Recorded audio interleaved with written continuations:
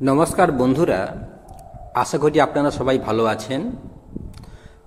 আজকে আমি আপনাদের ঝর্ণাদের ছাদ বাগানে বর্ণনা দিচ্ছি। এখানে দেখতে পাচ্ছেন বিভিন্ন রং বেরঙের বোগেনভেলিয়ার প্রজাতি এবং এরই সঙ্গে রয়েছে বিভিন্ন শীতকালীন ফুল, যেমন চন্দ্রমল্লিকা, ডালিয়া। এগুলো কিন্তু বাহারি ফুলে এই ঝর্ণাদের ছাদটিকে আরও সুন্দর একটা পরিবেশ তৈরি করেছে। এর সঙ্গে রয়েছে জবা। এছাড়াও আপনারা দেখতেই পাচ্ছেন যে এই বোগেনভেলিয়াগুলো যে কি সুন্দর, যা বর্ণনাতীত, অর্থাৎ ভাষায় প্রকাশ করা যাচ্ছে না। ফুলগুলি সদ্য ফুটে ওঠা প্রকৃতির সামনে মেলে ধরেছে সূক্ষ্ম সুন্দর তার বাহারি পাপড়িগুলি। যেমন প্রকৃতিপ্রেমী মানুষদের হৃদয় আকর্ষণ করে, ঠিক তেমনিভাবে প্রকৃতির কোলে বেড়ে ওঠা বিভিন্ন পতঙ্গদেরও আকৃষ্ট করে।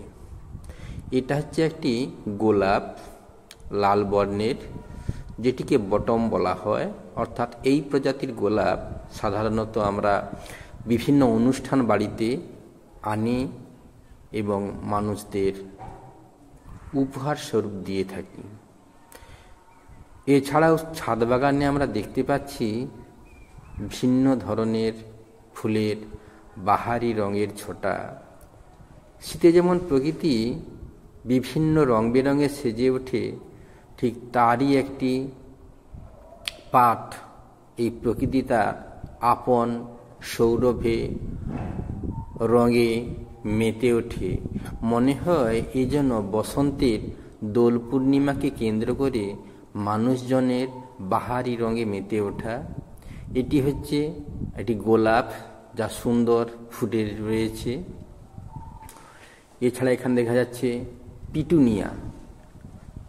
পিটুনিয়া তো আপনারা জানেন, গুল্ম গাছ, বাহারি ফুল, বেগুনির সঙ্গে সাদা, পিঙ্ক। এটি হচ্ছে জবা গাছ, এটি রঙ্গন গাছ। এটি যে হলুদ জবা, যেটাকে পুনে ভ্যারাইটির জবা বলা হয়। এগুলো হচ্ছে জারবেরা। অর্থাৎ বর্তমানে নার্সারিতে সারা বছর ফুল হয় এরকম কিছু জারবেরা পাওয়া যায়, প্রজাতি পাওয়া যায়। তো গ্রীষ্মকালে এগুলোকে একটু পরিচর্যা প্রচুর পরিমাণে করতে হয়। এটি হচ্ছে আরেক জবার প্রজাতি।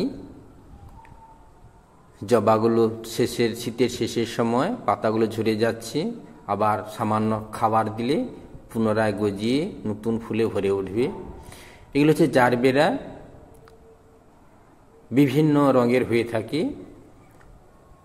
এখন সারা বছর জারবেরার ফুল হয় এরকম চারা পাওয়া যায়। তো গ্রীষ্মকালে একে ট্রিটমেন্ট করাটা একটু কষ্টদায়ক, কারণ তাপমাত্রা বেড়ে যাওয়ার ফলে লেদা পোকার আক্রমণ প্রচুর পরিমাণে ঘটে থাকে। তাই প্রতিনিয়ত পরিচর্যা করতে, অর্থাৎ লক্ষ্য নজর রাখতে হয়। দেখুন ছাদ থেকে কি সুন্দর দৃশ্য। ওটি হচ্ছে পেয়ারা গাছ, পাশে ধান ক্ষেত, বোরো চাষ চলছে, সবে 1.5 থেকে 2 মাস বয়স।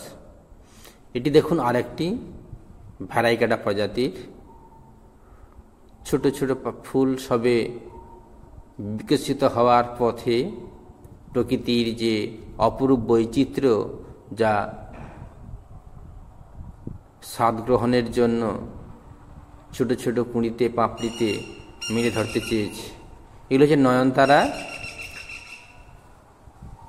আর সামনে রয়েছে বিভিন্ন চন্দ্রমল্লিকার প্রজাতি।